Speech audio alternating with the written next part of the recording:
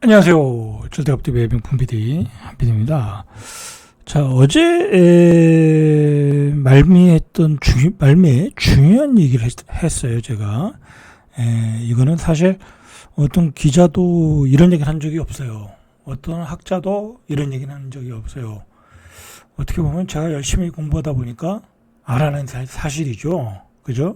많은 사람들이 좀 이 문제를 가지고 우리가 좀 고민을 해야 될 것 같아요. 자, 정리하면요.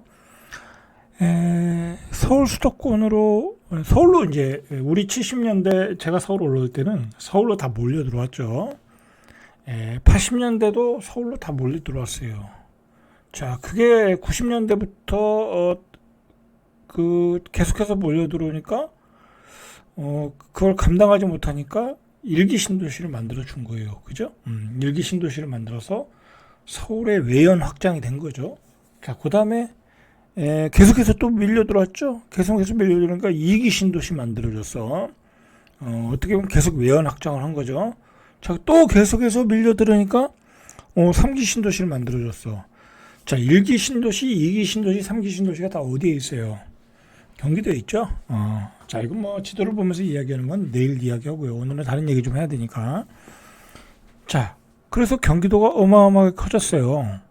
자, 그런데 경기도가 거기서 멈추면 되는데, 그 자체적으로 막 그냥 도시 개발하고 뭐하고 하다 보니까 지자체에서 또 계속해서 택지 개발하고 수원 같은데, 그리고 뭐 이제 산업단지가 들어오니까 또 배후 주거지가 만들어야 되고, 계속해서 그냥 더 커진 거야. 서울은 외연 확장을 할 수가 없잖아요. 그죠? 거기는 주로 업무시설, CBD, 뭐 그런 기업만 있는 거고 주로 주거 지역만 있는 거고 그다음에 사무직만 있는 거고 대기업만 있는 거지 거기에 뭐 공장이 들어선다거나 그럴 수가 없잖아요. 뭐 심지어는 IT 기업도 못 들어오고 그 IT 기업이 다 어디로 갔어요? 판교 분당으로 갔죠. 그죠? 근데 그것도 판교 분당도 소화가 안 돼가지고 어디로 갔어요? 과천 지식정보 타운인가요? 그걸로 갔잖아요. 그러면서 계속 외연을 확장하는 거야. 경기도는 서울은 대기업을 다 가지고 있고 서울에 인접한 경기도 지역은 우리나라 IT 기업들을 다 이렇게 IT 기업들이 자리를 잡게 되고 자 그다음에 또 계속 뭐 기업들이 거기 있다 보면 또 다른 서비스 직종도 들어가야 되고 주변 도시가 또 커질 수밖에 없죠. 또 IT 기업을 또 이렇게 뭐랄까요, 서포팅 해야 되는 또 그런 이 파트가 산업이 있으니까 그런 산업들이 또 발전할 것이고, 그죠? 거기다가 바이오 기업은 또 송도에 다, 들어가네. 그죠? 뭐, 셀트리온, 그 다음에 삼성바이오로직스는 뭐 그냥 계속해서 송도에 짓잖아요. 자, 그러니까 경기도는 계속 커지는 거야. 거기다가, 그 연구소들은 뭐 어떤 제조업 하더라도 뭐 예를 들어 조선이라든지 뭐 기계라든지 연구소들은 또 지방에다가 만들 수도 없는 거야. 그죠? 지방에 만들면 애들이 안 와요. 심지어는 조선 업종의 석사 박사급 연구직들이 자 거제도 가서 근무하라면 근무하겠어요. 자 그러니까 분당 또는 뭐 저기 송도 뭐 백옷 뭐 그런 데 있잖아요. 대우조선해양연구소가 뭐 백옷 신도시 그쪽에 있잖아요. 경기도에 다 있는 거야. 연구소도 다 올라와. 그러다가 반도체 기업은 또 저 천안 이남으로는 못 내려가. 그죠? 그러니까 용인, 이천 거기에 다 몰려 있어. 삼성전자, 평택까지 다 포진하고 있어. 현대자동차 부품 회사들 또 화성 근처에 다 있어. 너무 커져버렸다. 그냥 우리나라 산업의 대부분이 경기도에 몰려있더라. 서울과 경기도에 몰려있더라. 결과적으로 서울이 커지는 것도 문제지만 경기도가 더 커지면서 지역 소멸은 더 빨라졌다. 어제 한 얘기죠, 그게.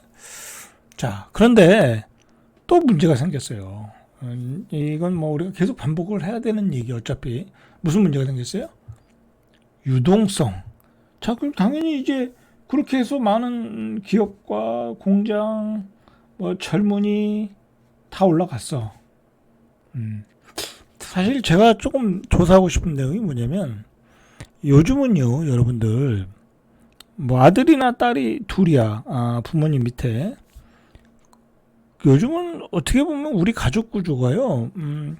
부모님과 아들 같은 지역, 같은 동네에 살아야 되는 어떤 구조예요. 왜냐면 그 아들, 딸이 결혼해서 아기를 낳으면 그 아이를 누가 봐요?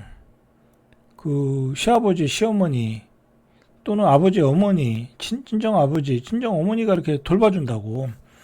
지금은 그런 구조로 가고 있고, 사실 그렇지 않으면 사회가 돌아갈 수가 없잖아요. 자, 그러면은 싫든 좋든 3대가 같이 살아야 돼.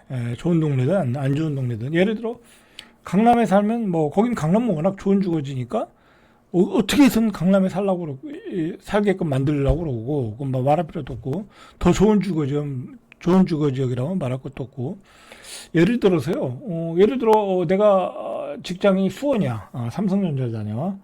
그러면 어머니 아버지도 뭐 은퇴하고 그러셨으면 평택으로 이사 가야 되는 경우도 있더라는 거야. 같이 모여 사는 경우가. 굳이 뭐 지방에 살 필요가 있겠어요? 와서 올라와서 옆에 살면서 애를 봐주는 게 낫겠죠? 그리고 나이 들면 자식들이 또 케어를 해줘야 될 거 아니야. 예를 들어 어디라고 할까요? 뭐 어디 뭐 예를 들어 뭐 대전이라고 할게요. 그냥 편하게 뭐 다른 지역 지방은 말할 것도 없으니까 대전에 사는데 어머니 아버지가 뭐 할 일 없어. 그러면 아들이 뭐 수원에 살아. 그러면은 어머니 아버지 와서 아기 좀 봐주세요. 그냥 뭐 거기서 뭐 하세요? 그냥 서울에 여기 수원에 와서 사세요. 재센터 정력 그렇게 될 수 있어요. 그렇게 될 수 있다. 세종도 마찬가지예요. 세종도 예를 들어 공무원이 있는데 공무원이 있으면 사실 뭐 엄마 아버지가 저기 부산에 살아. 그러면은 어머니 아버지 거기서 뭐 하세요? 할 일 없으시면 그냥 저 옆에 같이 사세요. 같이 사시는 게 좋잖아요. 그건 맞는 얘기죠. 그러면서 아이 학교 가고 뭐 그런 것 좀 봐주세요. 되잖아요. 얘기가. 함께 다 모여 살 수밖에 없어요. 그러니까 빈익빈 부익부가 되는 거예요. 도시의 어떤 그 인구 구조는 많이 몰리는데 몰릴 수밖에 없는 거야. 3대가 다 같이 살아야 되는 구조로 가고 있는 거예요. 최소한 2대. 3대째는 떠날 수 있어요. 그러나 2대째는 같이 살아야 되는 거예요. 그 3대째 같이 사는 곳은 강남, 뭐, 과천, 그런 좋은 주거죠. 그렇게 3대가 같이 사는 거고. 자, 그런 구조로 가고 있다. 자, 그러니까 지방은 계속해서 소멸되는 거잖아요. 요즘, 뭐, 얘기는 나중에 하고요. 얘기가 좀 복잡하니까. 지방이 소멸되는 속도가 굉장히 빨라지고 있어요. 자, 그걸 피부로 느낀 게 뭐예요? 가장 피부로 느끼는 게 상권이에요. 상권이 무너지고 있는 거죠. 그죠? 상권이 무너지고 상가가 안 나가고 건물이 텅텅 비고 자 그러니까 건물과 땅과 상가를 가진 지역의 유지들은 어떤 생각을 하겠어요? 안 되겠다. 이거 빨리 팔고 서울로 떠나자. 자, 지금은 2025년부터 2030년까지 뭐 그 이후로도 계속 쭉 그런 추세가 강화되겠지만 지금 초기 단계이거든요. 그런 추세가 굉장히 강화될 가능성이 높다. 그런 얘기를 한 거예요. 그러면 이것이 진정이 될 것이냐? 이것을 계산할 수 있겠느냐? 안 된다, 안 된다. 지금 우리나라의 정치인들이 지금까지 한 행태로 봐서는 택도 없다. 그리고 뭐 지금의 여야의 대권 후보들이 다 누구예요? 다 서울 중앙 정치에서 했던 사람들이고 그 사람들의 대부분의 승부처는 서울 경기도예요. 그죠? 서울 경기도야. 거기서 표를 얻으면 분명히 뭐 이길 수 없는 선거예요. 그러니까 서울 경기도 위주로 갈 수밖에 없는 거예요. 지금 유력한 여야의 후보가 다 경기도지사라는 것도 아이러니한 거죠. 사실은 아이러니한 거예요. 자 그런 거다. 뭐 지역균형 발전, 뭐 여러분들 내놓는 공약을 보세요. 공약 빌공짜예요. 빌공짜. 공할 공짜예요. 그거 아무 의미 없는 공약들이에요. 그죠? 아무 의미 없는 공약이다. 오늘도 보니까 뭐 어떤 후보가 서울대 지방대를 서울대 수준으로 만들겠다. 이거 뭐 정치 얘기 아니에요. 저 공약만 가지고 얘기하는 거예요. 지방의 대학을 서울대 수준으로 만들겠다. 서울대 수준을 만들려면 어떻게 되는 거예요, 도대체? 좋은 인재를 와야 서울대가 되는 거지. 그리고 그 지방대를 나오면 기업이 채용을 해줘야 되는 거지. 그죠? 우수한 학생이 없는데 어떻게 서울대가 되겠습니까? 공약이라는 게 다 그래요. 이 지방에 대한 어떤 정책에 대한 공약은, 정말 허망한 얘기들 뿐이야, 허망한 얘기들. 자, 어쨌든 그래가지고 문제는 이제 돈들이 서울로 몰려오기 시작했다라는 거야. 자, 그 강한 뚜렷한 징후가 어디서 나타났습니까? 오세훈 시장이 토지거래 허가를 풀어주었을 때 강력한 매수세가 들어왔죠. 그리고 반포 원밸리에 뭐 100몇억짜리 산 사람도 역시 부산의 해운대에 사는 부잣집 아저씨였다라는 거죠. 그죠? 자, 지방에 돈이 있어. 근데 열받잖아요. 그죠? 서울만 올라가고 지방은 안 올라가? 그래? 그럼 서울에서 가장 좋은 게 뭐야? 야, 나도 돈 있어. 사버려. 그죠? 그리고 지르는 거야. 막 지르는 거야. 거품이고 나발이고 없다. 올라가는데 어떡할 거야? 계속 올라가는데. 그게 옛날에 60억이었어? 그냥 100억에 사. 난 200억에 팔고 나올래. 그거잖아요, 지금. 자, 여러분들. 제가 예전에 한번 이런 얘기를 했어요. 그런 징후가, 강남 마용성에서만 일어나지 않는다라는 얘기를 여러분들한테 드렸어요. 노도강 금강구에서도 그런 서울의 저렴한 아파트, 중저가 아파트에서도 그런 일이 일어날 수 있다라고 얘기를 했어요. 분명했어요. 그리고 한 달 이상 된 것 같은데 실제로 저희 와이프가 하는 부동산에 온 손님 중에 상담을 하다 보니까 이제 세종에서 집을 팔으신 분인데 그분이 그때 이제 올라가기도 전이야. 약간 올라올 때였나? 어쨌든 비교적 저렴한 가격인데도 불구하고 그 당시로는 이 가격이면 내가 서울 가서 사죠. 굳이 세종에 사겠습니까? 거기 가서 서울 가서 샀다니까 실제로. 나중에 얘기를 들어보니까 그런 분들이 더 무서운 거야. 그 사람은 투자로 산 것도 아니잖아요. 1가구 1주택으로 산 거예요, 그분은. 차라리 나는 예를 들어 세종에 전세 살고 대전에 전세를 살고 광주에 전세를 살고 서울에 그냥 뉴타운에 은평 뉴타운, 기름 뉴타운, 상계동 그런 저렴하잖아요, 지금. 다른 저기 고가 아파트에 비해서는 훨씬 저렴하잖아요. 그럼 거기 사면 올라가지 않겠냐? 그런 희망을 걸고 일반 1가구 1주택자도 산다. 여러분 쉽게 얘기해서 지방에 아파트 다 있어. 한시층은 다 많이 가지고 있잖아요. 지방은 서울보다 더. 그럼 그 사람들이 지방을 안 사. 씨발 올라가지도 않는데 뭘 이거 사. 서울 가서 사자. 그런 마인드가 형성이 되면 서울 집값은 무섭게 올라갈 수 있다라는 거야. 근데 그런 초기 징후들이 이미 고가주택에서는 보였고, 그 강남과 마용성에서는 보였고, 그 다음에 중저가 주택에서도 스물스물 보이더라는 거야, 여러분들. 자, 그런데 그런 움직임이 보인다는 게 통계로 나왔다라는 게 중요한 거예요, 여러분들. 나왔다라는. 여러분, 제가 요즘 쪽집게예요, 쪽집게라니까.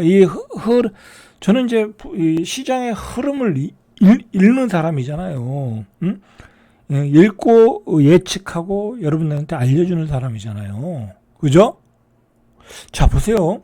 노원구에서, 그러니까 서울의 강북집을 찾는 외지인이 늘었다. 자, 이 타이틀이 이거예요. 신문에 나온 기사. 외지인들이 서울의 강북 지역을 산다. 그 외지인들이 누구예요? 지방에서 사는 사람들이에요. 여러분들 강북에 집을 사는 외지인을 저기 전라도, 경상도, 충청도 그 사람으로 한정하지 마세요. 더 무서운 건요. 경기도 외곽에 있는 사람이 서울에 집을 살 확률도 굉장히 더 높아요. 경기도 외곽은 안 올라갈 수 있거든. 예를 들어 평택에 사는 사람이 아니면 막 저기 어딜까 의정부에 사는 사람이 아니면 저 연천에 사는 사람이 야 저기 여기 사는 것보다 서울에 사는 게 낫지 않겠어? 내가 굳이 뭐 거기 서울에 안 살더라도 여러분 그렇게 되면 굉장히 무서운 일이 벌어질 수 있는 거예요 지금. 그죠? 자, 노원구는 5배 늘었고요. 성북구는 3배 늘었어요.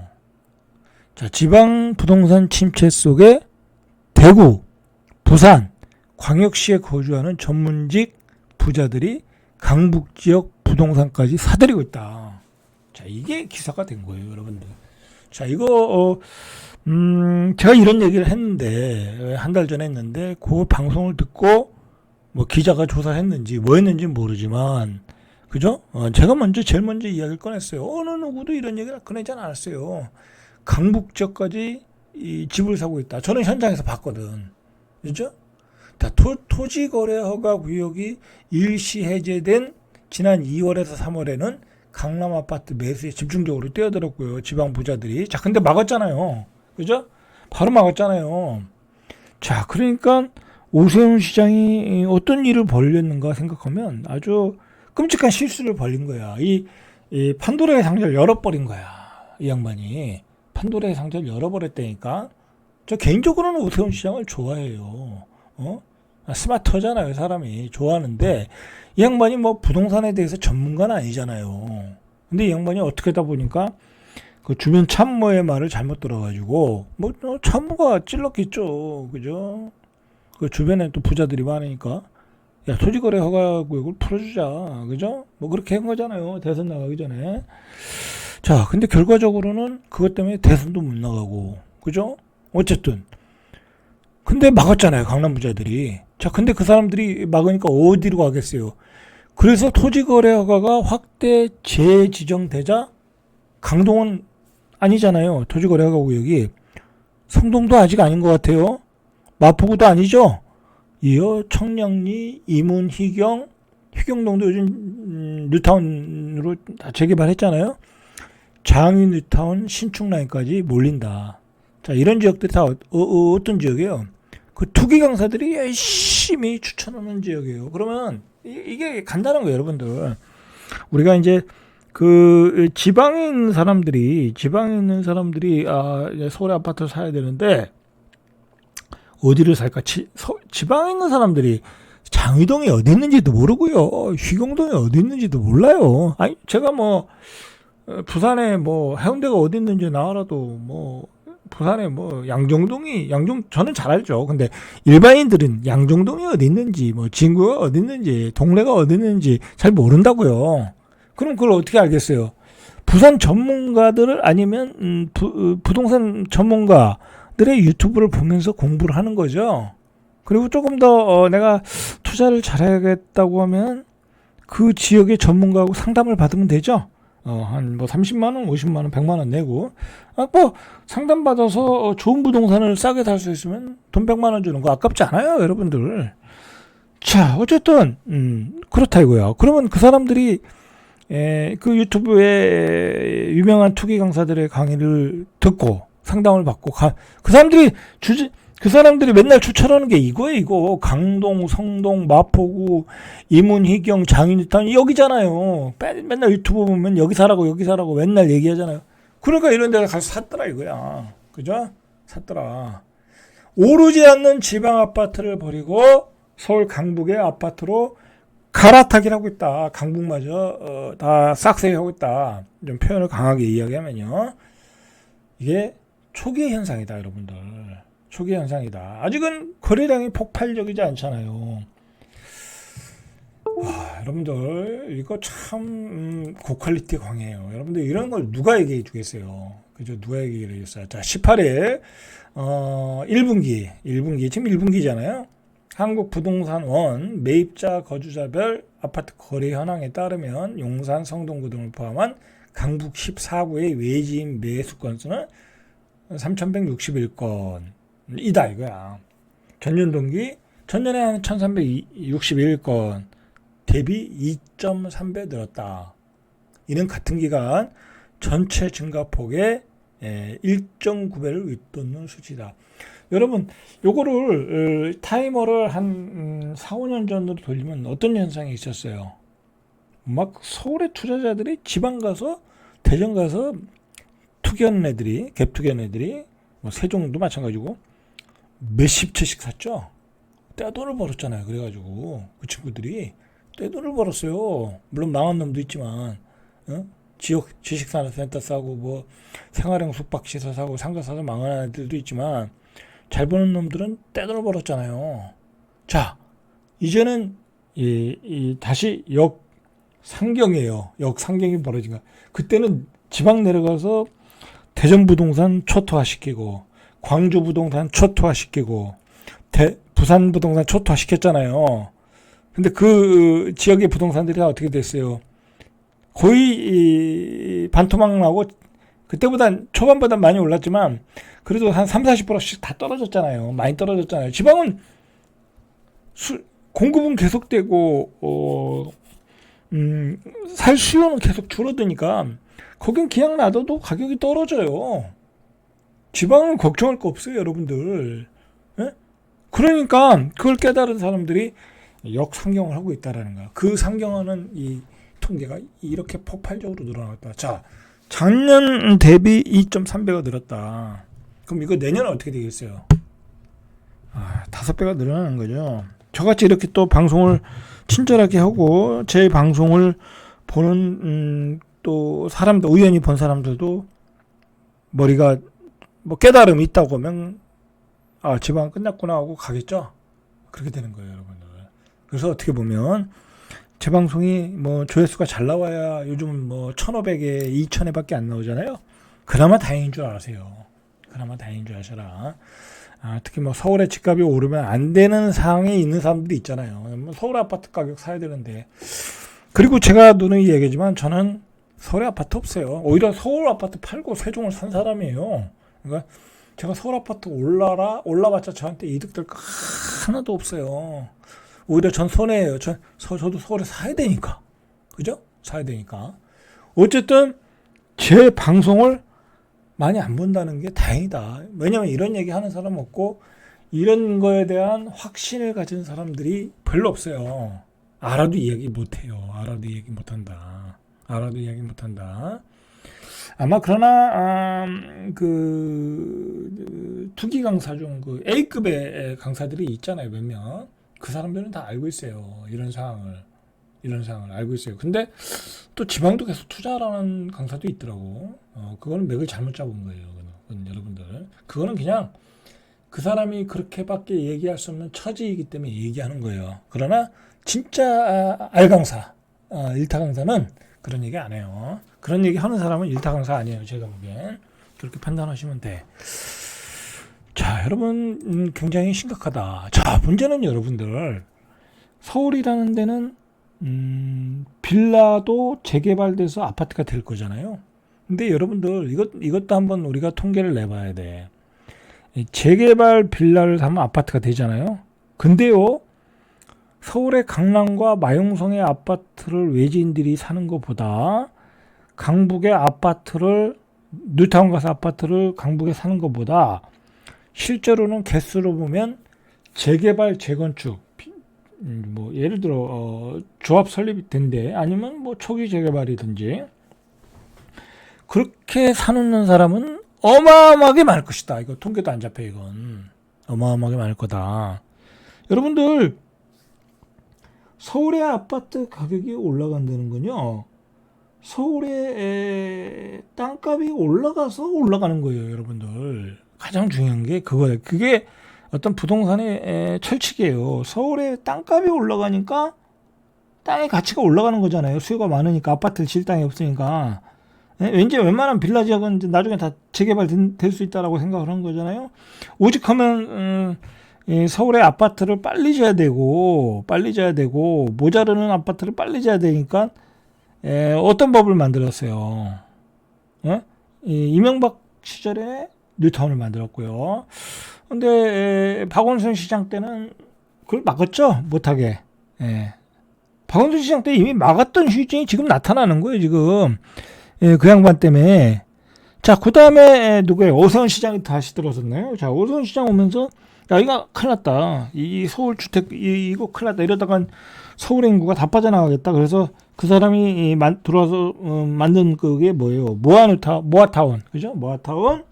뭐 뉴타운이라는 개념은 없어졌고요. 이게 왜냐하면 뉴타운은 너무 방식이 느려. 한꺼번에 예를 들어 막 대규모 개발한다는 게 쉬운 일이 아니잖아요. 그건 속도전에 맞지는 않는다고 생각하니까 그냥 재개발 재건축 하는 데는 알아서 추진하고, 그다음에 그걸 모아타운 조금 더 소규모로 줄이고, 그거보다 더 규모를 줄이고 빠르게 속도를 낼게 뭐예요? 가로주택. 그죠? 자, 그거보다 더 안 되겠다. 역세권을 개발하고 낙후 지역을 좀 더 빠른 속도로 공공이 개입을 해서 개발해야 되겠다는 게 신속통합 계획이에요. 신속통합 계획. 여러 가지 개발 방식이 나온 거예요. 여러 가지 개발 방식이. 자, 그렇게 해서 오세훈 시장이 서울 전체를 재개발, 재건축 그 속도를 높여버린 거죠. 어쩔 수 없는 거죠.